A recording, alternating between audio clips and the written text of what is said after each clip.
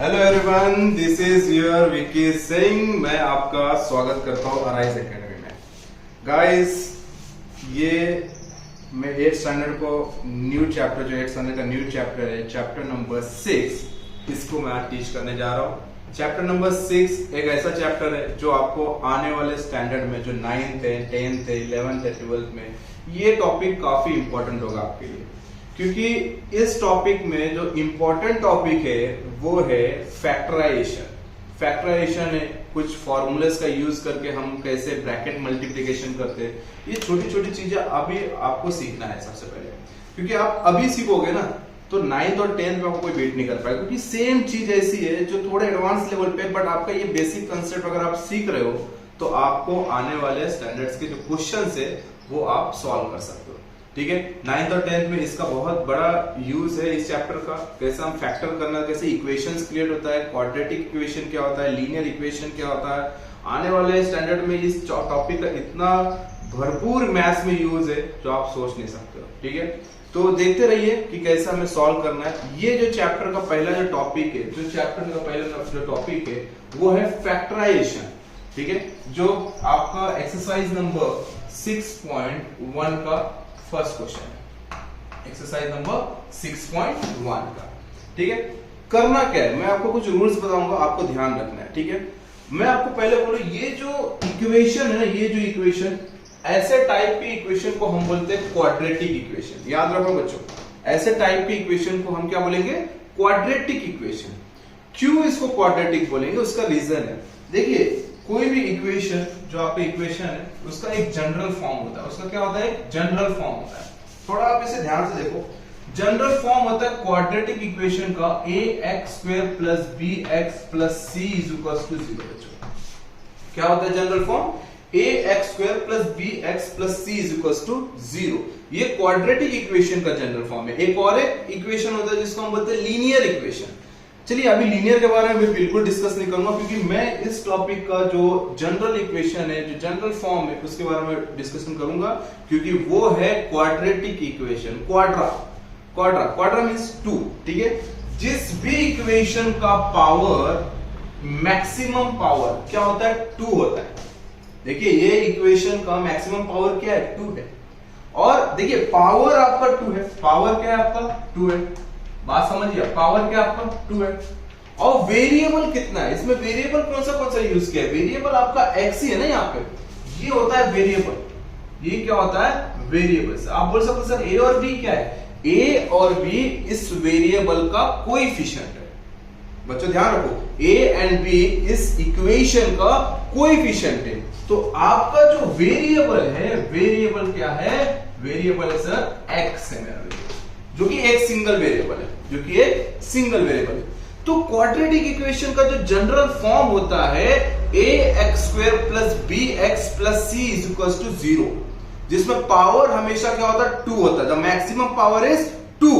और वेरिएबल क्या होता है आपका, x होता है। हो सकता है वेरिएबल चेंज हो, कोई भी हो सकता है, m हो सकता है, p हो सकता है, q हो सकता है, बट याद रखो बच्चों, कोई भी इक्वेशन में ये वाला जो इक्वेशन होता है क्वाड्रेटिक का, उसका वेरिएबल हमेशा एक ही होता है।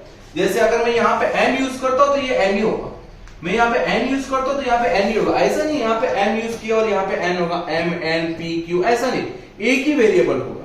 और जो कोएफिशिएंट होता है, ये आपका होता है कोएफिशिएंट, मतलब पावर x² वाले जो वेरिएबल का कोएफिशिएंट क्या है, a है, और x के कोएफिशिएंट वाले का x वेरिएबल का कोएफिशिएंट क्या है, b है। तो ये c क्या है, c होता है कांस्टेंट टर्म। c को क्या हम बोलेंगे, कांस्टेंट टर्म। और कांस्टेंट के पास किसी भी प्रकार का वेरिएबल नहीं होता है। ये एक तरह का डिजिट हो सकता है, ये एक तरह का नंबर हो सकता है, बट उसके साथ कोई भी वेरिएबल नहीं होता है। मैं एग्जांपल के तौर पे आप ये 3 क्वेश्चन को देख लो। आप ये 3 क्वेश्चन देखो, क्वेश्चन 1 2 3 में, इसमें आप देखिए, इसका पावर 2 है, इसका पावर 2 है, और इसका पावर 2, मतलब क्लियर है, पावर 2 है, सही है। और सबका देखिए वेरिएबल भी एक ही होगा। देखिए x यूज किया, वेरी गुड, x यूज किया, y यूज किया। मैंने क्या बोला, x y यूज नहीं कर सकते, आपका वेरिएबल कोई एक ही होगा। ठीक है बच्चों, तो पावर 2 एंड वेरिएबल 1, वेरिएबल कितना होना चाहिए, वेरिएबल ऑलवेज इज 1। तो इसको हम बोलेंगे क्वाड्रेटिक इक्वेशन। इसको क्या बोलेंगे बच्चों? Quadratic equation. अब क्वाड्रेटिक इक्वेशन का जनरल फॉर्म होता है ax² + bx + c। ये चीज आप भूलना ही नहीं। ये 9, 10, 11, 12 आने वाले जितना आप मैथ्स पढ़ोगे ये कहीं ना कहीं आपको यूज होगा ही होगा। किसी भी इक्वेशन का फैक्टर निकालने के लिए ये जनरल फॉर्म में हर क्वेश्चन होना जरूरी है। अगर आपका क्वेश्चन जनरल फॉर्म में नहीं हो तो क्या नहीं हो, तो सबसे पहले आप उसे अरेंज कीजिए।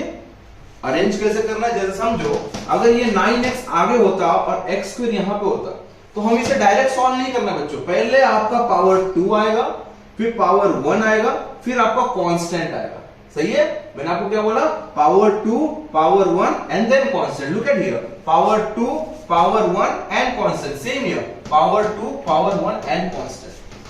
आपको वेरीफाई करना है। हालांकि आपके 8th स्टैंडर्ड में तो ये सब चीजें पहले से ही बना के रखी है, बट जैसे जैसे 9, 10, 11, 12 में जाओगे तो इस चीज में कभी कभी ऐसा होता है कि आपको फंसाने के लिए क्या देंगे? कांस्टेंट इधर रख देंगे, पावर 2 बीच में रखेंगे। तो आपको थोड़ा सा अरेंज करना है। सबसे पहले आप इसे अरेंज कीजिए। अरेंज करने के बाद ही आप इसे सॉल्व कर सकते हो। अब क्वेश्चन ये है कि इसे सॉल्व कैसे करें?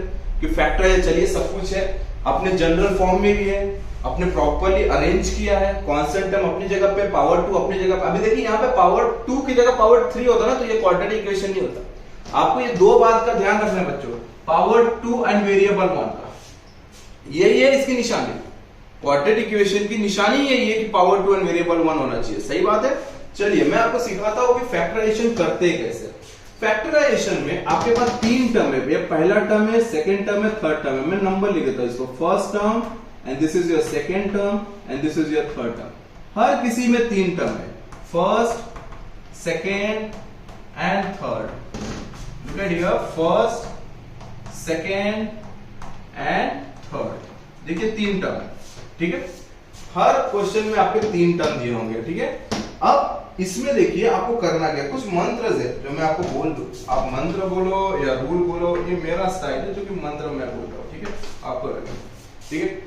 अब कुछ मंत्र है जो आपको याद रखना है। कभी भी फैक्टराइजेशन करने के लिए बच्चों याद रखना, थर्ड टर्म का फर्स्ट टर्म के कोएफिशिएंट से मल्टीप्लाई करना है। कोएफिशिएंट, मैंने आपको क्या बोला? कोएफिशिएंट। x का कोएफिशिएंट कौन है? 9 है।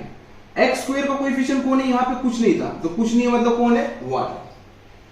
यहां पे x² का कोएफिशिएंट कौन है? कोई नहीं है मतलब 1 है। x का कोएफिशिएंट कौन है? -10 है सर। y² का कोएफिशिएंट कोई नहीं है सर, 1 है मतलब। y का कोएफिशिएंट कौन है? 24। कोएफिशिएंट मतलब वेरिएबल का मल्टीपल। वेरिएबल का आगे जो भी वैल्यू होगी वो होगा कोएफिशिएंट, ठीक है। तो देखिए यहां पे इसका कोई भी कोएफिशिएंट नहीं है, मतलब यहां पे कोएफिशिएंट क्या है? 1। आप इसे मल्टीप्लाई कीजिए। मल्टीप्लाई कैसे कीजिए? थर्ड टर्म को फर्स्ट टर्म के कोएफिशिएंट से। तो मंत्र नंबर 1 जो मैं लिखता हूं वो क्या है?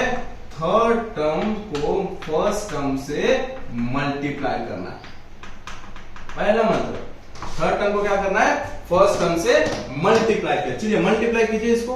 18 1 जा 18। आप ऐसा लिखिए, फैक्टर यहां पे लिखिए। 18 1 जा 18, मतलब आपका मल्टीप्लाई जो है ना 18 को 1 से मल्टीप्लाई हुआ, आपका 18 यहां पे लिखना है आपको। और एग्जाम में ऐसा लिखना है, ठीक है। ऐसे नहीं आपने मन में कर दिया। 18 1 जा 18, आपने मल्टीप्लाई कर दिया, क्लियर। आपका स्टेप नंबर 1 कंप्लीट हो गया। अब ये क्या करना है? आपको 2 ऐसे डिजिट या 2 ऐसे वैल्यू लेना होगा जिसका मल्टीप्लाई करके 18 आना चाहिए। मेरी बात वापस सुनिए। आपको 2 ऐसे नंबर लेना होगा जिस नंबर का मल्टीप्लाई किया तो 18 आता है, और उसी नंबर का मतलब और कोई दूसरा नहीं, उसी नंबर को आप एडिशन करो या आप सब्ट्रैक्शन करो, ऐसे जैसे कंफर्ट होता है आपको, उसका वैल्यू सेकेंड टर्म का कोएफिशिएंट होना चाहिए। अब सेकेंड टर्म का कोएफिशिएंट क्या है? 9 है। मेरी बात वापस से रिपीट सुनो। 2 वैल्यू जिसका मल्टीप्लाई करके 18 आना चाहिए, और उसी वैल्यू का प्लस या तो माइनस जो भी करना है वो करके आपका 9 आना चाहिए। तो ऐसे कौन सी वैल्यू है? ऐसे कौन सी वैल्यू है? तो 6 3 जा 18, तो आपने लिखा 6 को आपने 3 से मल्टीप्लाई किया तो सर 18 मिल गया। मैंने क्या बोला? 2 वैल्यू को मल्टीप्लाई करना है, आपको 18 आना चाहिए। बट क्या उस वैल्यू का आप सब्ट्रैक्शन या एडिशन करके 9 ला सकते? यस, आप 9 ला सकते। कैसे? 6 + 3 का एडिशन करके होगा 9 होगा। तो बच्चों आपको वही दोनों कंडीशन को ध्यान रखना होगा, एक मल्टीप्लाई भी और एक मिडिल टर्म की वैल्यू। ऐसा नहीं हमने मल्टीप्लाई करके 18 लेके आया बट उस चीज का हम कुछ नहीं कर पा रहे, मतलब ऐसा हो ही नहीं रहा ऑपरेशन कि मिडिल टर्म आपको मिले, आपको ऐसे ही वैल्यू। और हाँ ऐसी वैल्यू होती है, ऐसा नहीं कि ऐसा क्वेश्चन हो जाएगा कि आपको वैल्यू नहीं मिल रही है, होती है बट आपको सोचना पड़ेगा। 6 3 जा 18 और 6 + 3 क्या होता है 9। तो देखिए ये जो चीज है ना इसको लिखना है आपको, ठीक है, ये जो चीज है इसको लिखना है। कैसे लिखना है, देखिए ये 1 को छोड़ दीजिए, आप मान लो कुछ नहीं मतलब 1 है, फर्स्ट टर्म को एज इट इज लिखना है। फर्स्ट टर्म को बच्चों कैसे लिखना है, एज इट इज लिखना है। अब ये जो 6 है ना, ये 6 को उठाओ, 6 के पास आगे वाली साइन कौन सी है, प्लस, तो प्लस लिखो, आगे वाली साइन क्या है, प्लस। और इसके साथ देखिए वेरिएबल क्या चल रहा है, हवा किस चीज की चल रही है, एक्स की चल रही है ना, तो एक्स के साथ ही चलेंगे। तो क्या लिखेंगे 6x आगे plus 3x plus last term, देखिए 9x का फैक्टर क्या है, 6x + 3x प्लस 18, सही बात है, प्लस 18। अब देखिए करना क्या है, ये होने के बाद आपको जोड़ी बनानी है, ये होने के बाद क्या बनाना है आपको, जोड़ी बनानी है, दो की जोड़ी बनानी है। तो यहां पे मैं लिख दो मेक जोड़ी, आपको जोड़ी बनानी है। अब जोड़ी बनाने के बाद क्या होगा, देखिए फैक्टराइजेशन का मतलब क्या था, फैक्टर मतलब टुकड़ा करना, किसी इक्वेशन का टुकड़ा करना, उसी को हम फैक्टर बोलते, तो हम टुकड़ा ही कर रहे हैं इस चीज को। देखिए कैसे कर रहे हैं, आपने क्या लिखा, x को first term as it is लिखा और last term as it is लिखा। मिडिल वाले टर्म का फैक्टर क्या है, 6 और 3, 6x + 3x। इन दोनों में से देखिए अब मैं जो बात करने जा रहा हूं इसमें मैं कॉमन की बात कर रहा हूं। कॉमन जब इन दोनों में से क्या लेना है कि कॉमन लेना है, इन दोनों में से क्या लेना है, कॉमन। अब कॉमन क्या होता है, एक नंबर कॉमन होता है और एक वेरिएबल कॉमन होता है। तो हमें चेक करना है कि नंबर कौन सा है, नंबर अगर कॉमन है तो नंबर कॉमन ले लो। कभी कभी ऐसा होता है सिर्फ नंबर कॉमन होता है, कभी कभी ऐसा होता है कि दोनों में सिर्फ वेरिएबल कॉमन होता है, और कभी कभी ऐसा होता है कि नंबर भी कॉमन होता है और वेरिएबल भी कॉमन होता है। तो बच्चों ध्यान दो, इन दोनों में क्या चीज अवेलेबल है इन दोनों के पास, तो इसके पास x है, इसके पास कितना x है, 2x है, x² मतलब 2x है, इसके पास कितना है 1x है, मतलब हालांकि दोनों के पास x मौजूद है, दोनों के पास x कॉमन है, तो मैंने यहां पे x कॉमन ले लिया। देखिए नंबर कोई कॉमन नहीं है, यहाँ पे 1 है और यहाँ पे 6 है, तो कोई मैच नहीं हो रहा है, 6 का ऐसा कोई मैच नहीं हो रहा कि भैया नंबर कॉमन ले ले, हमारे पास वेरिएबल मैच हो रहा है, वेरिएबल दोनों के पास अवेलेबल है, तो x ले लिया। अब देखिए कॉमन मतलब x² में से x चला गया बाहर, x² में से x बाहर चला गया, तो जब x² में से x बाहर चला गया तो इसके पास कितने x है, 2x है, इसमें से एक x बाहर चला गया, इसके पास कितना x बचा, इसके पास बचा सिर्फ एंड सिर्फ x। प्लस का प्लस लिखना है, 6x में से ये x तो बाहर चल गया, जो x इसके पास था वो भी बाहर चला गया, तो इसके पास क्या बचा, सिर्फ यहाँ पे बचा सिर्फ 6। क्लियर बच्चों, प्लस अब देखिए इन दोनों में क्या नंबर कॉमन है, यस नंबर कॉमन है।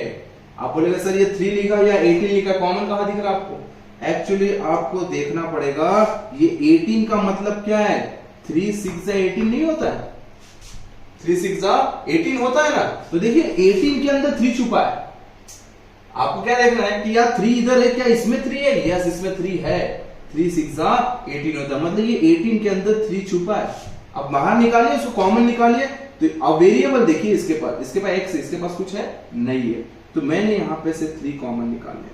जब यहाँ पे 3 कॉमन निकला तो 3x में से 3 बाहर आ गया, तो सिर्फ इसके पास x बचता है। और प्लस का प्लस, देखिए 18 में से 3 बाहर आ गया, 18 में से 3 बाहर आ गया, तो इसके पास क्या बचा, इसके पास सिर्फ और सिर्फ 6 बचा। अब बच्चों एक बात याद रखो, ब्रैकेट की दोनों वैल्यू हमेशा सेम होती है, दोनों वैल्यू हमेशा कैसी होती है, सेम होती है। अगर सेम नहीं आ रहा तो आपका कहीं ना कहीं गड़बड़ हुआ है। तो जैसे जोड़ी बनाई वैसे एक कॉमन,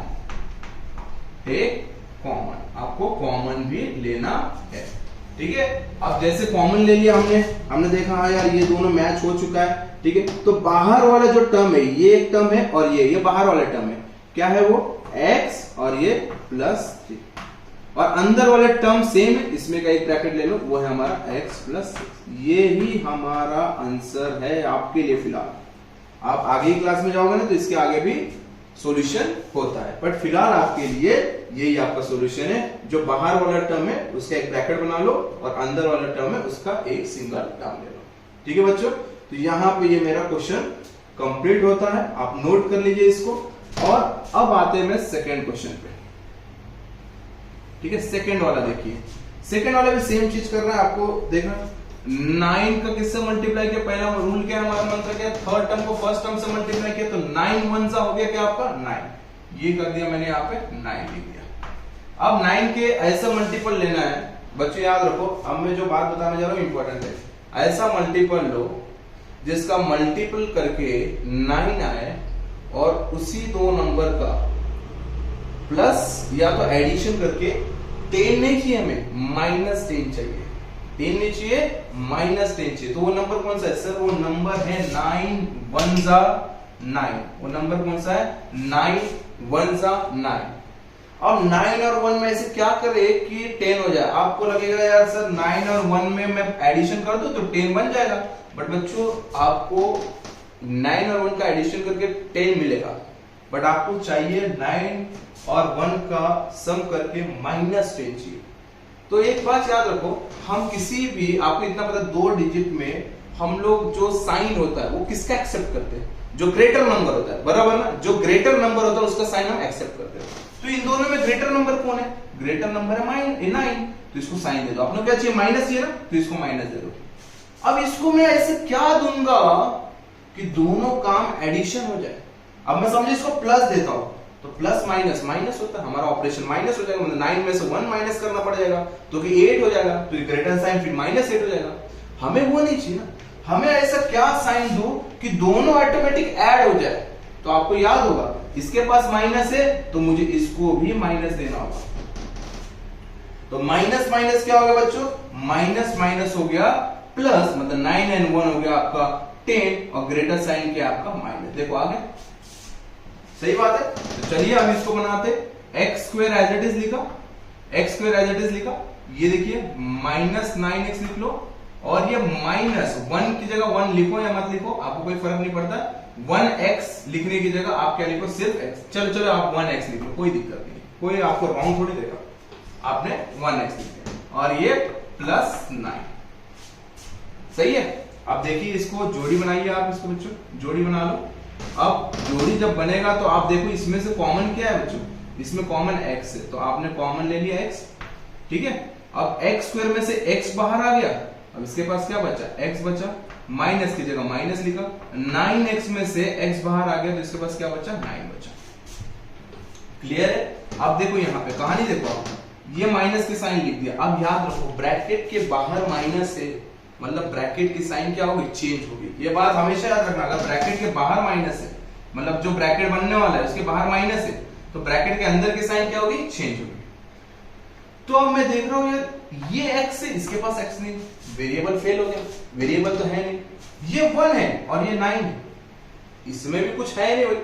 तो आप बोले सर 9 1 जा 9 होता, हाँ बच्चों 9 1 जा 9 होता, 1 तो छुपा है इसमें, सही बात है ना, 9 1 जा 9 होता है, इसके अंदर 1 छुपा है सर, ये ऑब्वियसली छुपा है। और नहीं भी छुपा तो जब कोई कॉमन है नहीं तो हम 1 हमेशा लेते हैं।